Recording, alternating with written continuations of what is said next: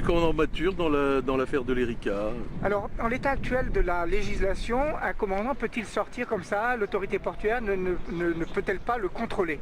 Écoutez, l'autorité portuaire peut, avec le concours de l'administration des affaires maritimes et des autorités compétentes, exercer les prérogatives du mémorandum de Paris, c'est-à-dire contrôler le navire, vérifier qu'il n'a aucune déficience et qu'il est apte à prendre la mer.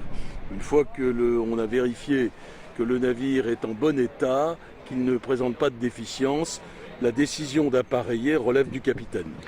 Et donc là, en l'état du dossier du Bremen, est-ce que le commandant pouvait sortir du port sans problème? Écoutez, sincèrement, je ne dispose pas des éléments objectifs pour porter une appréciation. Il a décidé de se mettre au mouillage.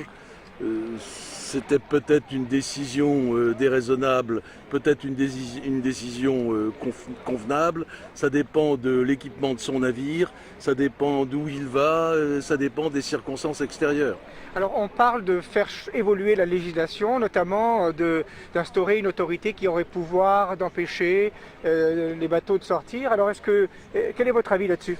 Écoutez, décharger le capitaine de sa responsabilité, ce n'est jamais une bonne chose. Car à ce moment-là, vous allez avoir une déresponsabilisation de l'équipage et de son commandant, et à mon avis, ce serait une erreur. Parce que du coup, on s'en remettrait au bulletin météo.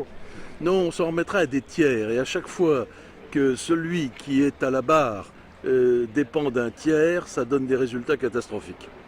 Merci.